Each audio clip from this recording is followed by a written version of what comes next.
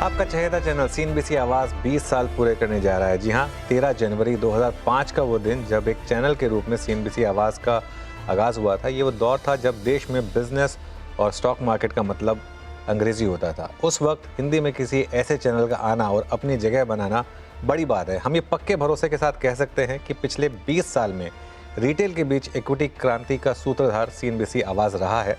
Equity culture को छोटे शहरों तक पहुंचाने में सीएनबीसी आवाज़ ने एक बहुत बड़ा योगदान दिया है। अपनी इसी यादगार जर्नी को सेलिब्रेट कर रहे हैं हम, और हमारे साथ जुड़ रहे हैं इनाम होल्डिंग के डायरेक्टर मनीष चोखानी, जो कि पिछले 20 साल से हमारे साथ जुड़े हुए हैं और निवेशकों की समृद्धि के लिए बेहतरीन आइडियाज़ साझा कर रहे हैं। मनीष जी, सबसे पहले तो सीएनबीसी आवाज़ की 20वीं एनिवर्सरी पर हमारे साथ जुड़ने के लिए बहुत बहुत शुक्रिया और स्वागत है आपका हमारे स्टूडियो। जी, आपकी 20वीं सालगिरह पे बहुत बहुत शुभकामनाएं।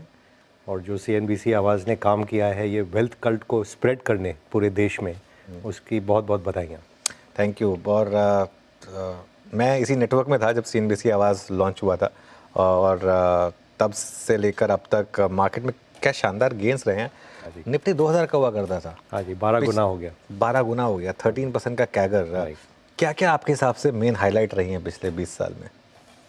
अनुज, जैसे अर्निंग्स का दौर है, 12, 13, 14, 15% जैसे अर्निंग कागर आती है वैसे मार्केट बढ़ते ही रहेगा। तो कोई ऐसे अनयूजुअल बात नहीं है कि जब हम पीछे मुड़ के देखते हैं तो लगता है 12 गुना हो गया। बट जैसे आपने कहा कि ये 13% CAGR है, जो कि FD के रिटर्न से ऑलवेज 5-6% ज़्यादा ही मिलता है इसमें। तो ये एक धारणा इतने सालों से हम सबकी कोशिश थी कि लोगों में ये फैले कि एक जवान देश में जवान जो आदमी या औरत है वो थोड़ा रिस्क लेके अपना वेल्थ क्रिएशन कर सकते हैं। और अगर आप में क्षमता है कि आप लॉन्गर ड्यूरेशन के लिए मार्केट में इन्वेस्टेड रहें तो असली धन बिजनेस से बनता है, ना कि आप बैंक में जाके उसको डिपॉजिट में रख दें। तो ये जो शिफ्ट हो रहा है धीरे धीरे, और आज आई थिंक करीब 18 करोड़ डीमैट होल्डर्स हो गए हैं इंडिया में, ये इनकरेजमेंट देता है कि ये जो वेल्थ इफेक्ट अपने देश में आ रहा है ये सिलसिला चलते रहेगा। और 20 सालों की यही हिस्ट्री है कि कभी उछाल देखा, कभी गिराव देखा। बट जब आप टाइम पीरियड देखते हैं 5 साल, 10 साल, 20 साल, उसमें देखते हैं कि अल्टीमेटली तो आप कमा के ही निकलते हैं यहाँ से। तो आई थिंक वो सेंट्रल लेसन रहना चाहिए। बिल्कुल। ये वो फेज़ था जिसमें हमने मार्केट में अपर सर्किट भी देखा था 2009 में, और कोविड के टाइम पे लोअर सर्किट भी देखा था। लेकिन अगर लॉन्ग टर्म का चार्ट देखेंगे तो वो सिर्फ एक एज डिस्टेंट छोटा ब्लिप दिखेगा। लेकिन बड़ा सवाल यही है कि फिर वो जो छोटे ब्लिप उस समय बड़े लगते हैं, उसमें फिर कैसे मतलब बचा जाए? बट यही मैं कह रहा हूँ कि अगर इसी 2-3 एकदम जो मूल सिद्धांत हैं कि अगर आपकी एसेट एलोकेशन ठीक हो और आप ओवर लेवरेज ना हो, देन आप मार्केट से डर के हट नहीं जाते हैं जब छोटा मोटा क्राइसिस आता है, एंड आप लगे रहते हो। और हर बिजनेस को कमाने में टाइम लगता है। तो ऐसा नहीं कि क्योंकि मैंने आज शेयर ले लिया वो कल से बढ़ जाना चाहिए। जैसे अब का भी जो दौर चल रहा है, मार्केट ने 3-4 साल एकदम तेज़ी देखी है, अब उसको थोड़ा डाइजेशन का पीरियड चाहिए। तो उसमें अगर आप उदास हो जाए कि मार्केट घट रहा है, चल नहीं रहा और मैं निकल जाऊँ, तो जो मार्केट के मैक्सिमम रिटर्न आई थिंक साल के 20 दिन में आते हैं। और वो अगर उस 20 दिन में आप मार्केट में इन्वेस्टेड नहीं हैं तो वो गैप निकल जाता है और आपके हाथ में शेयर निकल जाते हैं फिर। तो ये खाली यही लेसन है कि आप इन्वेस्टेड रहें, अपना एसेट एलोकेशन ठीक रखें, और जो पोर्टफोलियो मिक्स है वो कभी कभी टिल्ट हो जाता है कि एक सेक्टर ओवर डोमिनेट करता है। जैसे IT एक बार बीच में हो गया था, डिफेंस लास्ट ईयर हो गया था, या स्मॉल कैप ज़्यादा हो जाते हैं, लार्ज कैप कम हो जाते हैं। वो खाली बैलेंस बना के बैलेंस वे में आप चलें तो ये 13% जो आपने 20 साल का रिटर्न बताया है, नथिंग अनयूजुअल, ये सिलसिला चलने ही वाला है। उसमें एक और चीज़ जो इंटरेस्टिंग है, जो हम ग्राफिक्स प्ले भी कर रहे हैं, निफ्टी का 13% का कैगर है, मिड कैप का उससे थोड़ा ज़्यादा और स्मॉल कैप का उससे भी ज़्यादा। तो मिड कैप का 15% का कैगर है, स्मॉल कैप का 16% है। अभी कहने को अभी देखिए 13% से 1075% हो गया, लेकिन इसमें आप थोड़ा सा और जोड़ दें, एक बार मिड कैप और स्मॉल कैप दिखा दें अगर, तो वो 13% को हल्का सा बढ़ा दें, 15 पे ले आएँ, तो वो 10 गुना का 16 गुना हो गया, 11 गुना का।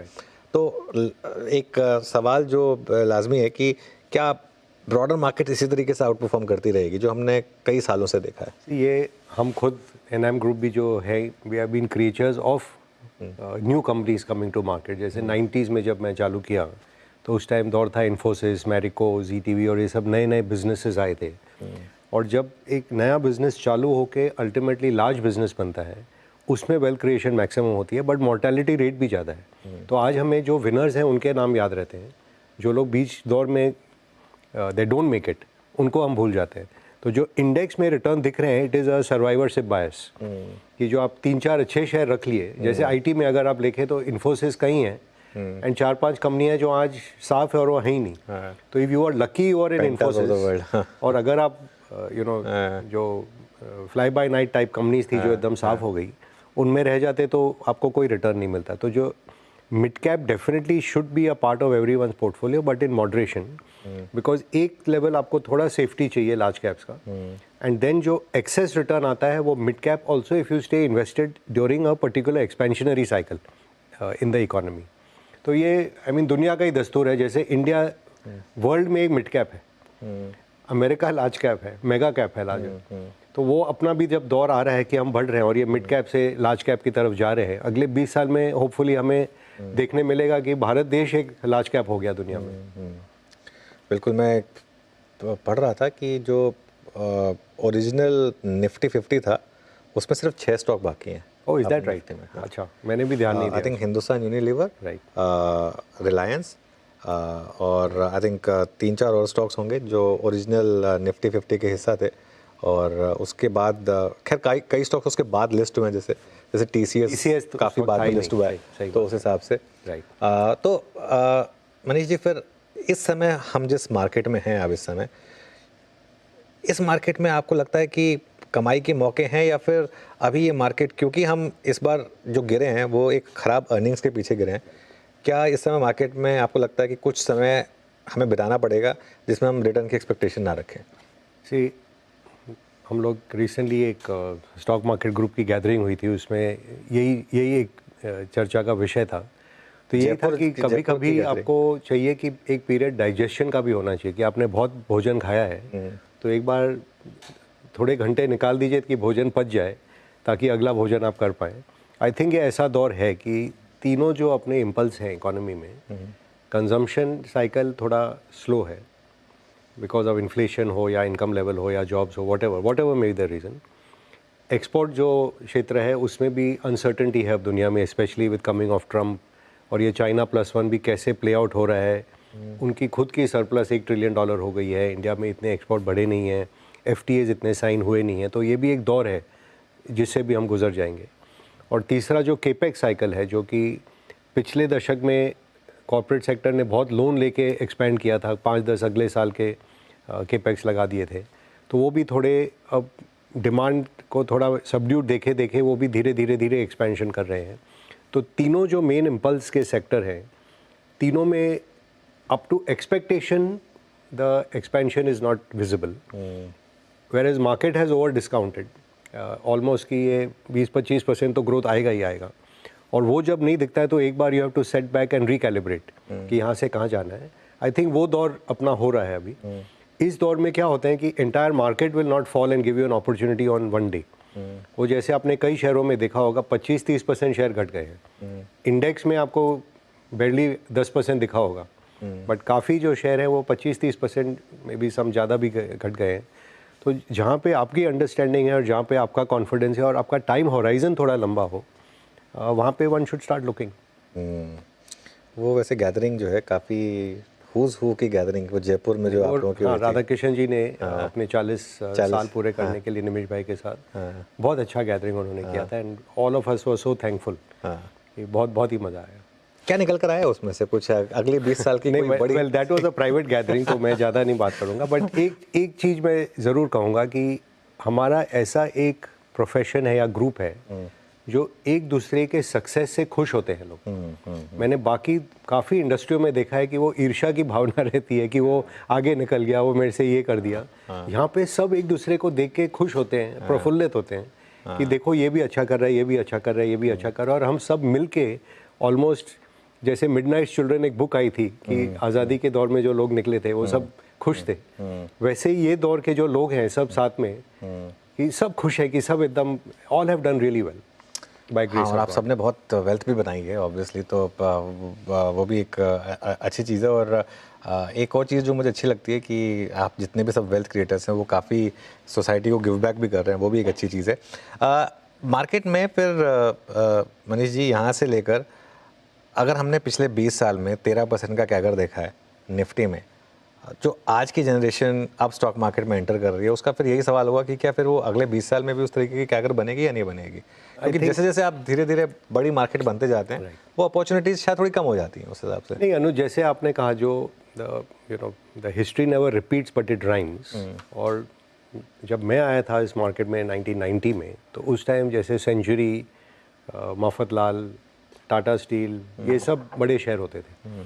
और ये चेंज हुआ और बाय 2000 के दशक तक it was Hindustan Lever, HDFC, इन्होंने लीडरशिप ले ली थी। And then of course IT sector took leadership. उसके बाद जैसे टेलीकॉम सेक्टर आया, प्राइवेट बैंक्स आए, अब जैसे ये प्लेटफॉर्म कंपनीज आ रहे हैं। तो the pace of change in any capitalist society is towards जो इनोवेशन ज़्यादा करेगा, जो ज़्यादा मेहनत करेगा, क्योंकि market is rewarding rate of change. आप भले ही 1 लाख करोड़ प्रॉफिट कमा लें, बट अगर आपका ग्रोथ रेट 3, 4, 5% है तो कोई उसको मल्टीपल नहीं मिलेगा। और वही चीज़ आप 1000 करोड़ कमा रहे हैं और आप उसको 40% पे कंपाउंड कर रहे हैं। जैसे कि आज ये डिफरेंस आपको दिखने मिल रहा है in a great company like SBI और HDFC, the absolute profit is $10 billion. और जोमेटो में आज 1000 करोड़ प्रॉफिट है, बट वो लग रहा है कि ये 50-100% कंपाउंड हो सकता है अगले 4-5 सालों के लिए। तो वहाँ एक्साइटमेंट है, यहाँ एक्साइटमेंट कम है। हमारा जो जॉब ये है कि हमें देखना है कि what is in the price and what is not in the price. तो कहीं पे निराशा के भाव मिलते हैं, वहाँ पे गेन मिल सकता है, और कहीं पे एक्सूबरेंस के भाव हैं जो कि आगे जाके डिसअपॉइंटमेंट हो रहा है। जैसे कि I would say by and large अपना मार्केट में यही दौर है कि हम सबकी एक्सपेक्टेशन थी कि 25-30% तो अर्निंग ग्रोथ आ जाएगी आराम से इस एक्सपेंशनरी साइकिल में, और वो स्लो होके ऑलमोस्ट 10-11 पे आ गई है। बिल्कुल। अच्छा मनीष जी, मैं वो लिस्ट देख रहा था, ओरिजिनल जो स्टॉक्स थे सेंसेक्स के 1986 में, Hindustan Unilever, ITC, Larsen and Toubro, Mahindra and Mahindra, Nestle, Reliance और टाटा स्टील। सिर्फ ये स्टॉक्स हैं जो, और एक आध स्टॉक्स हैं जो इस जनरेशन ने सुने भी नहीं होंगे शायद। प्रीमियर ऑटो उसमें से एक स्टॉक है जो हुआ करता था। बॉम्बे डाइंग उस समय निफ्टी में हुआ करता, सेंसेक्स में हुआ करता था। बल्लारपुर उस समय सेंसेक्स में हुआ करता था, जिसका आज कहीं नामो निशान भी नहीं है। इंडियन रेयन, ये जितने भी नाम मैंने गिनाए, आपने सब पीक पे देखे हैं। इनसे क्या गलतियाँ हुई जो अगले 20 साल में आज की ग्रेट कंपनियों को नहीं करनी है? सी, ये हिस्ट्री का लेसन ये है कि आप समय के साथ नहीं बदलते हो, नई टेक्नोलॉजी अडेप्ट नहीं करते हो, तो आप पिछड़ते जाते हो।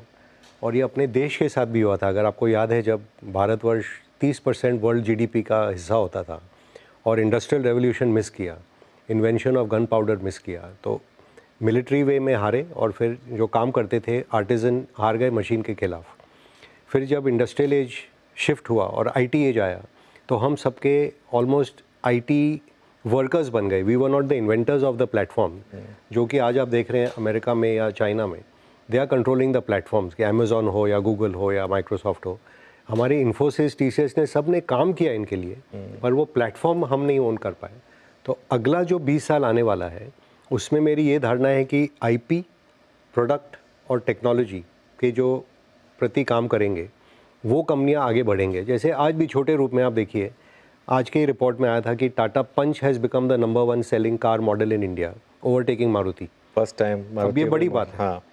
जैसे Mahindra and Mahindra has launched its own EV।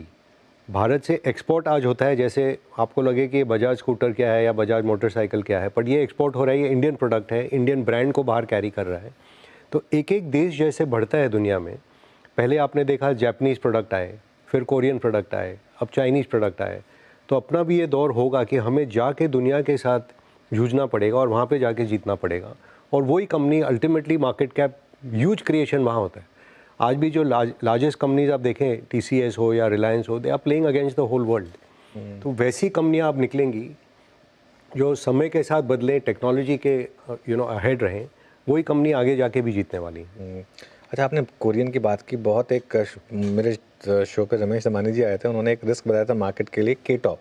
उन्होंने कहा था जो कोरियन कंपनियां आके बड़े बड़े IPO कर रही हैं, और बाई चांस की बात देखिए कि वो Hyundai के IPO के साथ ही करीबन मार्केट ने अगर अभी के लिए टॉप मान ले तो वो हुआ। तो ये इस थ्योरी में दम है क्या वैसे?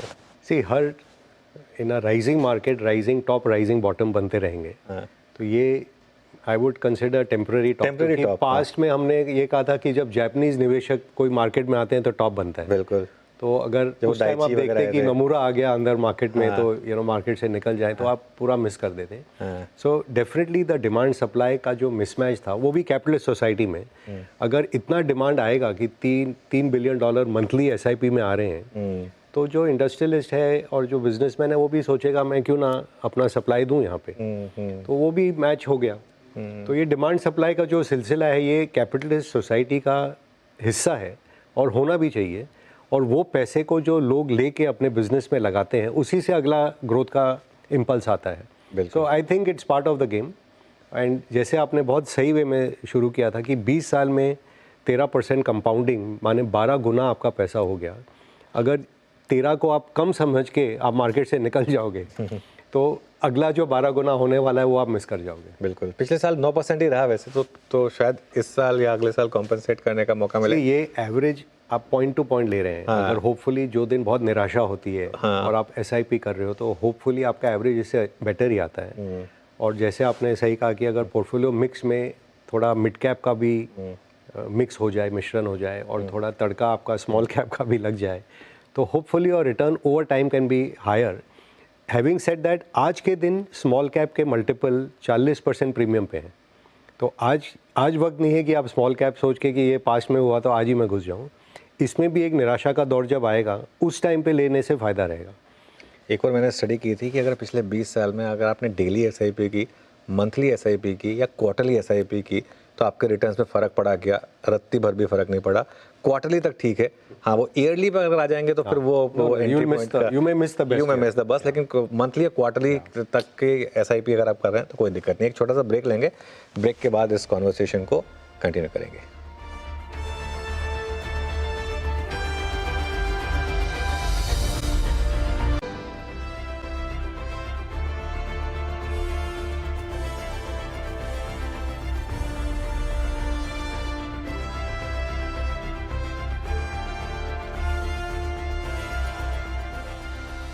Welcome back. आवाज़ के 20 साल का जश्न मना रहे हैं हम और बात कर रहे हैं एक ऐसी शख्सियत से जो पिछले 20 साल से हमारे साथ जुड़े हुए हैं। अच्छा मनीष जी, ब्रेक से पहले हम बात कर रहे थे पिछले 20 साल में क्या हुआ, अगले 20 साल में क्या हो सकता है, लेकिन पब्लिक मेमोरी काफ़ी शॉर्ट होती है तो ज़्यादातर पिछले 1 साल में या 2 साल में क्या हुआ वही लोग याद रखते हैं। 2024 की जो सबसे बड़ी थीम्स थी उनमें से एक थी EMS या PLI theme. Dixon tech for example एक ऐसा स्टॉक जिसने मैसिव रिटर्न्स दिए।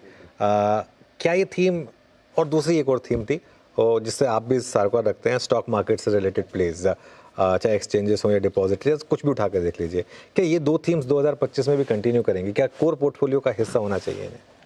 सी अनुज, अपना जो मेन काम है as a investor is to take a asymmetrical bet कि you are buying pessimism and selling optimism. Okay, right. अब ये जो क्षेत्र थे जब शुरू हुए तो सब जैसे EMS में सोचते थे क्या 4% 5% मार्जिन का बिजनेस है, कोई भी कर सकता है। उसमें the skill of managing scale and working capital and multiplicity of vendors and client orders was the real skill and which जैसे डिक्सन ने एकदम ब्रेकआउट करके दिखाया। Kaynes is another example where they working capital is very different from the way Dixon manages it. और Syrma है जो ज़्यादा industrial के तरफ ध्यान देता है, या एम्बर है जो AC के तरफ ध्यान देता है। बट ये मैंने उस टाइम भी कहा था कि ये this is like a Maruti moment for India, कि जब मारुति इंडिया में आई तो पूरा इकोसिस्टम बिल्ड हुआ और ऑटो बिजनेस इंडिया में ग्रो हुआ एंड यहाँ से हम एक्सपोर्ट भी करने लगे स्मॉल कार्स। सो ये जो कमिंग ऑफ एप्पल हुआ इंडिया में, कि जैसे कल भी जेक सलिवन ने कहा कि 25% एप्पल का प्रोडक्शन इंडिया में होगा, सैमसंग भी यहाँ आएगा, फॉक्सकॉन भी यहाँ है, तो ये एक इकोसिस्टम बन रहा है। टाटा इलेक्ट्रॉनिक्स की काफ़ी बड़ी कंपनी इसमें खड़ी हो रही है। तो ये एक इकोसिस्टम बन रहा है जिसमें ग्रोथ पोटेंशियल बहुत है। ये लोग आसानी से आई थिंक 30-40% कागर अगले 3-4 सालों में सब बात कर रहे हैं। बट क्वेश्चन इज़, अब आप मल्टीपल दे चुके हो 100 गुना से ज़्यादा। तो अगर आप 40 ग्रो करते हो और 100 के पी पे हो तो 100 का आपका मल्टीपल घट के समझिए 75 हो जाएगा या 65 हो जाएगा। Even if you grow 50%, still then you grow 1 more year तो आपका 40 हो जाएगा या 45 हो जाएगा। Still you grow then you will, तो एट सम पॉइंट ये पी आके 15-20 पे आके सेटल होने चाहिए, क्योंकि ultimately return of the business is that only. तो अब कितने साल का ग्रोथ आप आगे पे कर रहे हो और आप में पेशेंस है कि मैं इसे देखूँ।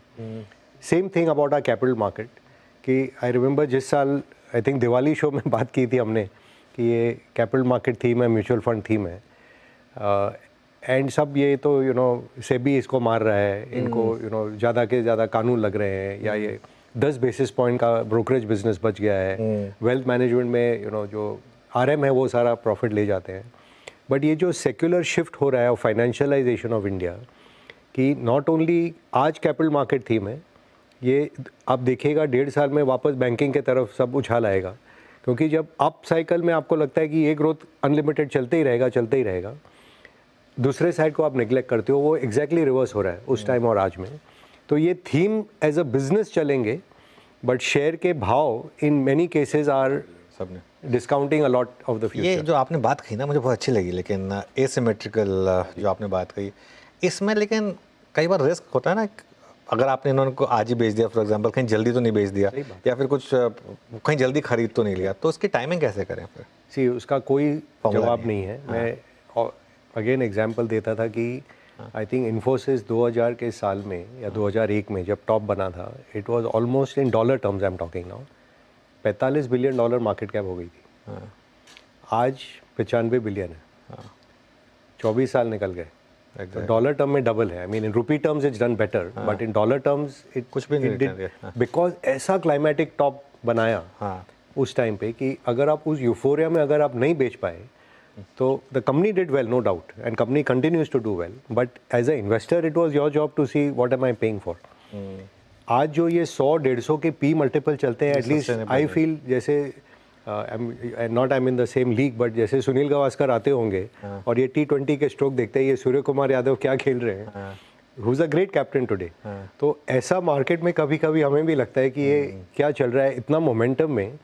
हम लोग जैसे P to growth, P itself is a derivation of return on equity, और उसके ऊपर आप बोलते हो पी टू ग्रोथ मल्टीपल निकाल ले। हम लोग गिनते थे कि 0.5 0.6 तक ले लें, तो ठीक है। आज मानते हैं कि इसको 2 टाइम्स ऑफ ग्रोथ पे भी ले लें पी को, तो कोई प्रॉब्लम नहीं है। जैसे मैंने आपको उदाहरण दिया EMS में 40-50% ग्रोथ है और 100 का पी है, तो you are paying a lot today, और ये ऑलमोस्ट नॉन मैथमेटिकल मार्केट हो गया है कि मोमेंटम जब तक है तब तक हम जारी रहेंगे। एंड ये ऑल्सो एग्जैजर्बेट हुआ है 2 चीज़ों से। एक तो the advent of algorithms who take a trend and extend it maximum. बिल्कुल। ETF जो प्राइस एग्नोस्टिक रहते हैं, because they have to play along with the indices. And third is retail, जो कि प्योर मोमेंटम खेलते हैं। मैंने पास्ट में भी कहा 3 शेयर मैं इंडिया में देखता था, yes bank, idea, Vodafone and Suzlon. Maximum volume यहाँ होते थे, मैक्सिमम। अब किसी को पूछो कि इनमें क्या कमाई है, क्या होने वाला है, किसी को धारणा नहीं, बट थीम अच्छा है। रिन्यूएबल एनर्जी में सुजलॉन है, बैंकिंग में येस बैंक है, टेलीकॉम बहुत अच्छा है, आइडिया, उस पर अनाप शनाप पैसा लग रहा था। इसमें सब में 30% करेक्शन हो गया है। तो बिना जाने कि क्या होता है, you can lose money. So it's not only climatic top, sometimes euphoria in a certain share also tells you कि something is missing over here. जितने इंडियंस के पास वोडाफोन आइडिया, उनमें से 25% के पास भी भारतीय नहीं है। ये मतलब एक and exactly, and the absolute money wealth was made in भारतीय। 110-120 बिलियन डॉलर का मार्केट कैप बन गया। बिल्कुल। एंड आज भी अगर जैसे रिलायंस जियो कह रहे हैं कि उनका होपफुली IPO आएगा टेलीकॉम का, और वो भी 120-130 बिलियन से कम में नहीं आएंगे, तो डेफिनेटली भारतीय potentially could lift off even more. Absolutely. चलिए, खैर आपने एक एग्जांपल अच्छा दिया सूर्य कुमार यादव का, शुक्र है कि विराट कोहली का नहीं लिया। नहीं, बट सी जैसे हर ग्रेट प्लेयर के अप डाउन साइकिल होते हैं, स्टॉक्स में भी होते हैं। तो दैट्स ऑल आई से कि if you don't change with the times and you don't stay ahead and keep practicing, क्योंकि वो फर्स्ट टाइम जो डेब्यूटेंट बॉलर है वो भी कभी कभी सचिन का विकेट ले लेता था। तो ऐसे कोई सोच ले कि मैं ही सबसे शाना हूँ और मैं ही जानता हूँ, अपना भी विकेट यहाँ गोल हो जाए। तो we have to keep learning. हमारे बिजनेस का मेन सिद्धांत ये है कि we are life long learners, life long student. बिल्कुल। एंड जो कमाई होती है वो बिजनेसमैन के पीछे होती है। तो जैसे कहते हैं वो बुलक कार्ट के नीचे जो कुत्ता घूमता है, हम लोग अपने आप को अगर वो ह्यूमिलिटी से रखें कि उनके छाँव में हम चल रहे हैं एंड वेल्थ क्रिएटर वो हैं, it will be better for all of us. चलिए फिर इसी हम्बल नोट पर इस शो को यहाँ समेटेंगे। मनीष जी, बहुत बहुत शुक्रिया आज हमारे साथ जुड़ने के लिए और अच्छा लगा आपसे बात करके। Thank you so much. चलिए आप जुड़े रहिए CNBC आवाज़ के साथ।